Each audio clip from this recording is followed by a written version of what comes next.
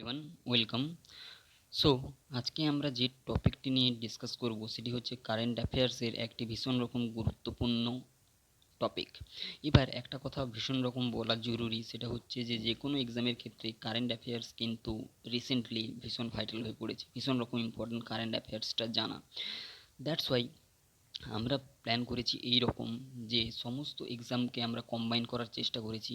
অর্থাৎ বেসিক্যালি আমরা কোর্সটাকে এইভাবে ডিজাইন করেছি যাতে সমস্ত সেন্ট্রাল এক্সাম প্লাস স্টেটের যত এক্সাম সমস্ত এক্সামগুলোতে আসতে পারে, এইভাবে আমরা কম্বাইন করেছি।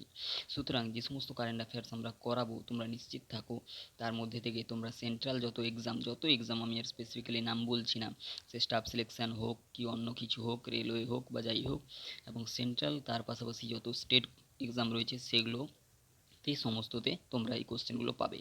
এবং apart from that the most important thing is that basically যে কোর্সের উপর আমরা বেশি গুরুত্ব দিচ্ছি সেটা হচ্ছে ইউপিএসসি। সুতরাং ইউপিএসসিতেও তোমরা এই জিনিসের উপর অর্থাৎ এই টপিকের উপর কারেন্ট অ্যাফেয়ার্সের যে টপিকগুলো আমরা আলোচনা করব সেগুলো কিন্তু ইউপিএসসিতেও তোমরা পাবে। সেই জন্য যারা ইউপিএসসি প্রিপারেশন করছো বা অন্য কোনো কম্পিটিটিভ এক্সামের প্রিপারেশন করছো তো তাদের সবার জন্য কিন্তু এই সিরিজটা যে পরপর চলবে এটা কিন্তু ভীষণ রকম ইম্পর্ট্যান্ট হতে চলেছে। হ্যাঁ, অবশ্যই তোমাদের এটি বাইলিঙ্গুয়াল হবে, ইংলিশ এবং বাংলা দুটো ল্যাঙ্গুয়েজেই কোর্সটা করানো হবে। এবং if you find any difficulty to understand the basically any concept, please let me know in the comment section, and obviously we all will try to answer all your queries. Okay, so without any further ado, let's get started. তো প্রথম যে ব্যাপারটা আমরা যে টপিকটা আলোচনা করব সেটি হচ্ছে রিসেন্ট একটি কারেন্ট অ্যাফেয়ার্স, যেটির টাইটেল হচ্ছে removal of Anglo Indians in legislative bodies. কী ব্যাপার না, রিমুভ করে ফেলা হচ্ছে, সরিয়ে ফেলা হচ্ছে কাদেরকে, অ্যাংলো ইন্ডিয়ানদের লেজিসলেটিভ বডিজ থেকে। অর্থাৎ আমি সহজ করে যদি তোমাদের বলি যে তোমাদের পার্লামেন্ট থেকে বা কী করা হচ্ছে, অর্থাৎ সহজ কথা এটা বোঝো যে পার্লামেন্টে বিভিন্ন তোমাদের ক্যাটাগরি ওয়াইজ আমরা জিনিসটাকে একটু সহজ করে এখানে যত টপিকগুলো আলোচনা করব জিনিসগুলোকে একদম ডাউন টু আর্থ হয়ে এবং জিনিসগুলোকে সহজভাবে এক্সপ্লেন করার চেষ্টা করব ইন এ চাইল্ডিশ ওয়ে, যাতে জিনিসটা আমরা এইভাবে চলছি যে একদম যে জানে না তার ক্ষেত্রেও যেন প্রযোজ্য হয়, যে একটু জানে তার ক্ষেত্রেও যেন প্রযোজ্য হয়। সেই জন্য কিন্তু আমরা জিনিসগুলো একদম বেসিক থেকে শুরু করব। এবার যে জিনিসটা ইম্পর্টেন্ট সেটা হচ্ছে removal of Anglo Indians in legislative bodies. তাহলে অ্যাংলো ইন্ডিয়ানদের লেজিসলেটিভ বডিজ থেকে রিমুভ করে দেওয়া হচ্ছে। তাহলে এই টাইটেলটা দেখে প্রথমে দুটো কোশ্চেন আসছে যে অ্যাংলো ইন্ডিয়ান কারা, 2 নম্বর এদের কেন রিমুভ করে দেওয়া হচ্ছে, এদেরকে কেন সরিয়ে দেওয়া হচ্ছে, 3 নম্বর কোথা থেকে সরানো হচ্ছে, লেজিসলেটিভ বডিজ থেকে। তাহলে লেজিসলেটিভ বডিজ বলতে কী বোঝায়, প্রথমে এই তিনটে জিনিস বুঝতে হবে যে অ্যাংলো ইন্ডিয়ান কারা, এদের লেজিসলেটিভ বডিজ বলতে কী বোঝায় এবং এদেরকে কেন রিমুভ করা হচ্ছে, এবং এক্সামের পয়েন্ট থেকে এটা কতটা গুরুত্বপূর্ণ। এই চারটা জিনিস বুঝলেই আমাদের এখানে কাজ হবে। প্রথমত তোমাদের বলে রাখি যে অ্যাংলো ইন্ডিয়ানস বলতে কী বোঝায়। এবার তার আগে একটা জিনিস ভালো করে লক্ষ্য করো, recently what has happened actually. Now, recently the union cabinet has approved the removal of reservation for Anglo-Indians in legislative bodies. অর্থাৎ তোমাদের যদি সহজ করে বলি যে পার্লামেন্টে বিভিন্ন যত তোমার সিট রিজার্ভ থাকে তাদের মধ্যে কিন্তু বিভিন্ন কোটায় যত সিটই রিজার্ভ থাকুক না কেন সেখানে কিন্তু অ্যাংলো ইন্ডিয়ানদের জন্য স্পেসিফিক্যালি কী হচ্ছে, সিট রিজার্ভ করা থাকে। এবার অ্যাংলো ইন্ডিয়ানস কারা তা আমরা একটু পরেই আসছি। এবার তাহলে ভালো করে বোঝো প্রথমে যে অ্যাংলো ইন্ডিয়ানস কারা, এই জিনিসটা আমাদের একটু ভালো করে বুঝতে হবে যে who are this Anglo Indians. Anglo Indian বলতে কী বোঝায়, তাহলে সহজ করে যদি একটু বলি যে অ্যাংলো এই কথাটা অ্যাকচুয়ালি কিসের সঙ্গে লিঙ্ক রয়েছে, এটা হচ্ছে ইংলিশের সঙ্গে লিঙ্ক রয়েছে, ইংলিশ। তাহলে সহজ করে যদি তোমরা বুঝতে চাও তাহলে অ্যাংলো মানে বুঝে নাও ইংলিশ। এবার ইংলিশ ইন্ডিয়ান মানে কি বোঝাচ্ছে, তাহলে ইংলিশ মানুষ অর্থাৎ তোমার ব্রিটেনের মানুষ এবং ইন্ডিয়ান মানুষ। হ্যাঁ, ঠিকই ধরেছো। জিনিসটা কী রকম, জিনিসটা হচ্ছে ধরো অনেক আগেকার কথা, যদি অনেক কয়েক বছর আগে চলে যাই বা কয়েকশো বছর আগে চলে যাই, তখন কি হতো, যখন তোমরা ভালো করেই জানো যে ব্রিটিশরা আমাদের এখানে এসে রাজত্ব করেছে। তার আগে তোমরা জানো যে যখন হিস্ট্রি পড়বে যে পর্তুগিজরাও এসে রাজত্ব করেছে। সেই সময় কী হয়েছে, যখন পর্তুগিজ ইনভেনশন হতো বা তোমার ডাচরা যখন এসেছিল বা ব্রিটিশাররা যখন এসেছিল তখন কি হয়েছিল সেই মুহূর্তে বা সেই সময় কি হয়েছিল, যেটা ইম্পর্টেন্ট টপিক হয়েছিল সেটা হচ্ছে যখন ব্রিটিশাররা এসেছিল তখন ব্রিটিশাররা কী করতো, তারা ম্যারি করতো, বিবাহ করতো কাকে না, ইন্ডিয়ানদের ওমেনদের বিবাহ করতো। এবার তাহলে ইন্ডিয়ান ওমেনদের বিবাহ করার ফলে তাদের কি হলো, তাদের যে সন্তান সন্ততি হলো তারা হলো কি, তাদের মধ্যে কি ব্লাড রয়েছে, তাদের মধ্যে ইংলিশ ব্লাড থাকছে এবং ইন্ডিয়ান ব্লাড থাকছে। তাহলে সেই সমস্ত সন্তান সন্ততি তাদের প্যারেন্ট কারা হলো, তাদের পিতা ধরো হলো ইংল্যান্ডের এবং মাতা ধরো হলো ইন্ডিয়ার। তাহলে সেই সমস্ত সন্তান সন্ততিকে হচ্ছে কিন্তু অ্যাংলো ইন্ডিয়ান। এবার তাহলে একটু অনেক বছর পরে চলে আসো, তাহলে ধরো এইরকম যাদের পূর্বপুরুষ রয়ে গেছে, পূর্বপুরুষ বর্তমানেও তুমি এমন অনেক দেখতে পাবে ইন্ডিয়ানদের, যারা দেখবে হয়তো ভীষণ রকম ফর্সা এবং ভীষণ রকম, তাদের মধ্যে তোমার দেখে মনে হবে যে ব্রিটিশার্স, তাদের দেখে তোমার মনে হবে ব্রিটিশার্স, অথচ দেখবে সুন্দর হিন্দিতে কথা বলছে কিংবা হয়তো মেবি বাংলায়ও কথা বলছে। তোমরা আবার কথা কথা দেখে বলবে যা এ তো ভারতীয়, কিন্তু দেখে তো মনে হচ্ছে এত ফর্সা, এত হোয়াইট, টল, হ্যান্ডসাম, দেখে মনে হচ্ছে ব্রিটিশার্স। কিন্তু অ্যাকচুয়ালি যখন তুমি জানতে পারবে, যখন জানার চেষ্টা করবে যে তাদের অরিজিনটা কোথায়, তখন তাদের অরিজিন যখন তুমি জানতে পারবে, তখন কিন্তু তাদের হিস্ট্রিটা ঘেঁটে দেখলে তুমি বুঝতে পারবে যে হচ্ছে অ্যাংলো ইন্ডিয়ান ব্যক্তি, অর্থাৎ এর পিতা বা তার পিতামহ বা তার পূর্বপুরুষ সূত্রে যদি চলে যাও, তাহলে দেখবে কখনো তারা ইংল্যান্ড থেকে এসেছিল এবং এখানকার ওমেনদের বিবাহ করেছিল। তো সেই পিপলদের বলা হচ্ছে কারা, অ্যাংলো ইন্ডিয়ান। তাহলে এইরকম কয়েক পার্সেন্ট, যে খুব বেশি রয়েছে তা নয়, খুবই অল্প পার্সেন্টেজ রয়েছে অ্যাংলো ইন্ডিয়ান, কোথায় না ইন্ডিয়ানদের। অর্থাৎ যাদের হিস্ট্রি যদি ঘেঁটে দেখো, তাহলে দেখবে তার পিতা ছিল হয়তো ইংল্যান্ডের, সেই আক্রমণের সময় থেকে প্রাচীন যুগে চলে গেলে, এবং তাদের মাতা ছিল হয়তো ইন্ডিয়ার। তো এই মানুষদের বলা হচ্ছে অ্যাংলো ইন্ডিয়ান, সহজ কথায়। এবার পার্লামেন্টে কি করা হয়, পার্লামেন্টে কি করা হয়, there are reservation for this Anglo Indians. এই অ্যাংলো ইন্ডিয়ানসদের জন্য রিজার্ভেশন রয়েছে, সিট রিজার্ভেশন রয়েছে, এবং রিজার্ভেশনের সিস্টেম আমাদের দেশে রয়েছে, সেটা তোমরা ভালো করেই জানো। এবার কি হচ্ছে, এই অ্যাংলো ইন্ডিয়ানদের জন্য পার্লামেন্টে কি করা হচ্ছে, সিট রিজার্ভ করার সিট রিজার্ভের ব্যবস্থা রয়েছে।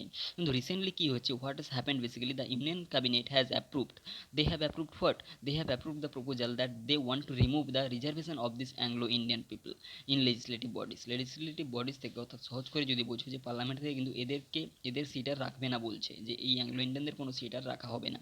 তো এই নিয়ে একটা বিতর্কও চলছে যে এতদিন ধরে তাদের রিজার্ভেশন চলে আসছে, অ্যাংলো ইন্ডিয়ানরাও তারা পার্লামেন্টে গিয়ে লড়তে পারবে বা ইলেকশনে লড়তে পারবে বা এই যে ব্যাপারটা, তো সেই ব্যাপারটা সরিয়ে ফেলা হচ্ছে। এবার দেখো অ্যাংলো ইন্ডিয়ান কারা, যে ব্যাপারটা বলছিলাম। So from this basically definition you can easily understand that who are the Anglo Indians.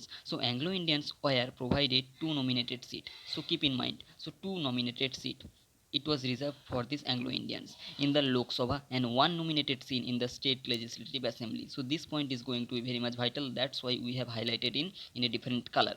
So you have to keep in mind that Anglo Indians were provided two nominated seat in Lok Sabha. Okay, so how can we remember these things? So when you are saying na lok sabha, when you are saying lok sabha, so এই লোক কথাটা যখন বলছি লো ক, তাহলে আমরা দুটো word পাচ্ছি, তাহলে এখান থেকে মনে রাখতে পারবো যে লোকসভায় আমার কটা থাকছে, দুটো নমিনেটেড সিট থাকছে। আচ্ছা, স্টেট লেজিসলেটিভ অ্যাসেম্বলি, সেখানে কিন্তু একটা সিট থাকছে। প্রথমেই বললাম যে পার্সেন্টেজ খুবই কম থাকছে, তাহলে লোকসভায় এদের সিট থাকছে দুটো, এবং স্টেট লেজিসলেটিভ অ্যাসেম্বলিতে এদের একটা সিট থাকছে। To ensure adequate representation of the community, এদের যে কমিউনিটিটা, এদের যে সম্প্রদায়টা, সেটা কি হচ্ছে ইন ইলেক্টেড লেজিসলেটিভ বডিজ। তাহলে সহজ কথায় মনে রাখবে যে অ্যাংলো ইন্ডিয়ানদের যে সিট রিজার্ভের কথা বলা হচ্ছে, এতদিন কীরকম রিজার্ভ থাকতো না, এতদিন লোকসভায় দুটো সিটেতে রিজার্ভ থাকতো, এবং স্টেট লেজিসলেটিভ হয়ে গেলে কি অবশ্যই সেখানে আরও কমে যাবে না, সেখানে একটা সিট রিজার্ভ থাকতো। আচ্ছা, এটা তো গেল এই পয়েন্ট। এবার নেক্সট পয়েন্টটা যদি আমরা একটু বুঝি, অ্যাংলো ইন্ডিয়ান্স বলতে দেখো যে কথাটা বলছিলাম সেটা এখানে বুঝতে পারবে। Anglo Indians constitute A religious, social as well as a linguistic minority. Obviously minority, সংখ্যালঘু সম্প্রদায়। সংখ্যালঘু মানে যাদের সংখ্যা লঘু, লঘু মানে কম, যাদের সংখ্যা কম, যেমন আমরা মুসলিমদেরও বলে থাকি সংখ্যালঘু, মাইনরিটি। তাহলে যাদের সংখ্যা তুলনামূলকভাবে কম রয়েছে তাদেরকেই সংখ্যালঘু বলা হচ্ছে। তাহলে অ্যাংলো ইন্ডিয়ান কোন পর্যায়ে যাবে, অবশ্যই সংখ্যালঘুর পর্যায়ে যাবে, মাইনরিটির পর্যায়ে যাবে। বিং নিউমেরিক্যালি, সংখ্যার দিক থেকে, অ্যান এক্সট্রিমলি স্মল কমিউনিটি। দেখো শুধু স্মল কমিউনিটি বলা হচ্ছে না, এক্সট্রিমলি স্মল কমিউনিটি, কারণ তুমি যদি ভারতের বিভিন্ন পার্টে ঘোরো তাহলে কিন্তু দেখতে পারবে যে বিভিন্ন স্টেটে গিয়ে যদি তুমি দেখো, খুবই কম পরিমাণে তুমি কি দেখতে পাবে, যে অ্যাংলো ইন্ডিয়ান দেখতে পাবে। সেই জন্যই বলা হচ্ছে যে numerically an extremely small community and being interspersed all over India, the Anglo-Indians were provided reservation in legislative bodies। তাহলে তাদের কি হচ্ছে, এতদিন পর্যন্ত রিজার্ভেশন থাকতো কোথায়, লেজিসলেটিভ বডিসে। আচ্ছা, the reservation for Anglo Indian community was extended till the year 2020। 2020 পর্যন্ত তাদের কি করা হতো না, রিজার্ভেশন রাখার ব্যবস্থা ছিল।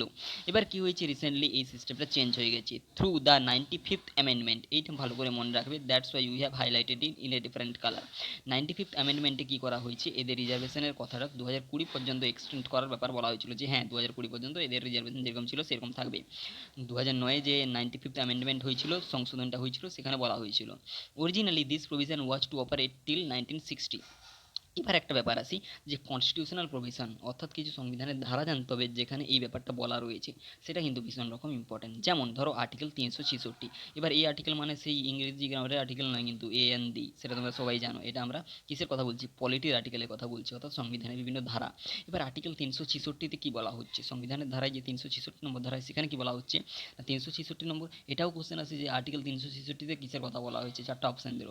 তাহলে মনে রাখবে যে সংবিধানের আর্টিকেল 366তে কি করা হচ্ছে, 366 নম্বর ধারায় অ্যাংলো ইন্ডিয়ানদের সম্বন্ধে বলা হয়েছে যে কারা অ্যাংলো ইন্ডিয়ান।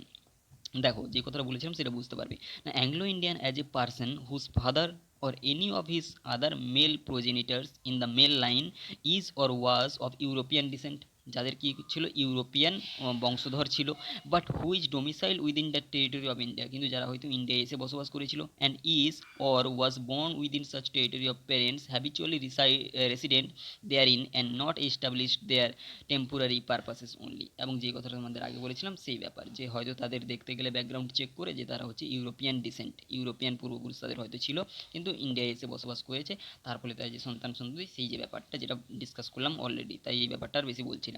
তাহলে আর্টিকেল 366 কি বলে না অ্যাংলো ইন্ডিয়ানদের কথা বলে, যে কারা Anglo Indian, who are the Anglo Indians, it is clearly mentioned in article 366। Okay, next article হচ্ছে 331, 331। ইট স্টেটস, এখানে একটু দেখবে ভালো করে, it states that the president, why have we highlighted this portion president? Look at this. Now it states that the president can nominate two members of the Anglo Indian community to the Lok Sabha. লোকসভাতে দুটো যে seat হবে এটা কে ঠিক করবে? তুমি না আমি? কে ঠিক করবে? এটা ঠিক করবে কিন্তু president has that power. Okay, so president, that's why we have highlighted the word president. So president can nominate two members of the Anglo Indian community in the Lok Sabha. Okay, next coming to the point, article 333 এখানে কি বলা হচ্ছে না, it states that the governor of a state may, if he is of the opinion that the Anglo-Indian community needs representation in the legislative assembly of the state and is not adequately representation therein, nominate one member of that community to the assembly। যেমন করে প্রথমেই আমরা discuss করেছিলাম যে লোকসভায় এদের কটা seat থাকবে, দুটো সিট থাকবে, সেটাকে ডিসাইড করবে, সেটা ডিসাইড করবে প্রেসিডেন্ট। এটা কত নম্বর ধারায় বলা হয়েছে? 331 নম্বর ধারায়। And what about the article 333? Article 333 কি বলছে না, আর্টিকেল 333 বলছে যে স্টেট লেজিসলেটিভ অ্যাসেম্বলিতে যে একটা সিট থাকবে সেটাকে ডিসাইড করছে, সেটা ডিসাইড করছে কিন্তু গভর্নর। ঠিক আছে, স্টেটের গভর্নর সেটা ডিসাইড করবে। ওকে, আর্টিকেল 334 বি, এখানে কি বলা হচ্ছে না, the reservation of the Anglo Indian community in the legislative bodies was extended for 40 years in 1949। 1949 থেকে বলা হয়েছিল যে ঠিক আছে 40 বছর পর্যন্ত কিন্তু এদের যে রিজার্ভেশনটা সেটা থাকবে 40 বছর পর্যন্ত। এবার কি হলো দেখো, 40 বছর পর্যন্ত বলা হলো থাকবে, এখন এই রিসেন্টলি কি হয়ে গেলো, এই নিয়মটাকে চেঞ্জ করা হচ্ছে, অর্থাৎ এদের এক্সটেন্ড করা হচ্ছিল যে হ্যাঁ থাকবে থাকবে এই করে এক্সটেন্ড করা হয়েছিল, কিন্তু কী করা হচ্ছে এখন রিসেন্টলি এটাকে রিমুভই করে দেওয়া হচ্ছে যে এদের সিটটা থাকবে না। সেই জন্যই একটা বড় বিতর্ক তৈরি হচ্ছে। এবার ন্যাশনাল কমিশন ফর এসসিস। Okay, what is this all about, this article 338? Now it investigates all matters relating to the constitutional and other legal safeguards for the Anglo-Indian community and report to the president upon their working। তার প্রেসিডেন্টের কাছে কি করছে, তারা সেই সমস্ত জিনিসগুলো অর্থাৎ রিপোর্টটা পাবলিশ করছে। এবার একটা জিনিস তাহলে আমাদের এখান থেকে এই 4টে কি 5টে তোমাদের যে আর্টিকেল সেটা মনে রাখতে হবে। প্রথম যেটা ইম্পর্টেন্ট জিনিস সেটা হচ্ছে কি, সেটা হচ্ছে আমাদের ভীষণ রকম মনে রাখতে হবে, সেটা হচ্ছে আর্টিকেল 366 যেখানে অ্যাংলো ইন্ডিয়ানদের সম্বন্ধে বলা হচ্ছে। 331 যেখানে কি করা হচ্ছে তোমার প্রেসিডেন্ট নমিনেট করতে পারে দুটো সিট লোকসভায় অ্যাংলো ইন্ডিয়ানদের, সেটা বলা হচ্ছে। 333 অর্থাৎ 333 সেখানে বলা হচ্ছে যে গভর্নর একটা সিট দিতে পারে, সেটা বলা হচ্ছে। 334বি এখানে বলা হচ্ছে যে 40 বছর পর্যন্ত বাড়ানো হয়েছে, সেই কথা বলা হয়েছে 1949 থেকে। এই গেল ব্যাপার। আরেকটা ব্যাপার যেটা সেটা হচ্ছে আমরা যেটা প্রথমেই ডিসকাস করলাম অলরেডি, সেটা হচ্ছে যে reservation of the Anglo Indian কারা, এবং এটা যে এক্সট্রিমলি মাইনর কমিউনিটি, মাইনরিটি সম্প্রদায়, সেটা বলা হচ্ছে। আর একটা জিনিস কি, কতগুলো সিট থাকছে, দুটো সিট থাকছে লোকসভায়, একটা সিট থাকছে স্টেট লেজিসলেটিভ অ্যাসেম্বলিতে। দুটো সিট থাকছে সেটা নমিনেট করবে কে, প্রেসিডেন্ট। আচ্ছা, একটা সিট যেটা থাকবে সেটা কোথায় থাকবে না, স্টেট লেজিসলেটিভ অ্যাসেম্বলিতে। দুটো যে সিট থাকবে সেটা প্রেসিডেন্ট ঠিক করবে, সেটা কত নম্বর ধারায় বলা হচ্ছে, 331। And what about article 333? Article 333 তে বলা হচ্ছে যে গভর্নরই ঠিক করবে যে একটা সিট থাকবে স্টেট লেজিসলেটিভ অ্যাসেম্বলি অ্যাসেম্বলিতে। আর 366 এখানে কি বলা হচ্ছে যে অ্যাংলো ইন্ডিয়ান কারা সেটা বলা হচ্ছে। আচ্ছা, আর 334B এখানে বলা হচ্ছে যে 40 বছর পর্যন্ত বাড়ানো হয়েছিল 1949 থেকে। এই সমস্ত কয়েকটা you have to keep in mind basically this 3 or 4 article which are extremely important from your exam point of view. And now recently what the union cabinet has decided, they had decided to remove these Anglo-Indians from the legislative bodies. So this was it all about. You have to keep in mind everything in detail so that in any exam including UPSC you can write all the questions. Okay, so this was it all about. If you find any difficulty and if you want to know anything more, please let me know in the comment section. We will obviously try to answer your queries. So this was it all about for today. Thanks everyone, thanks for watching, have a great day.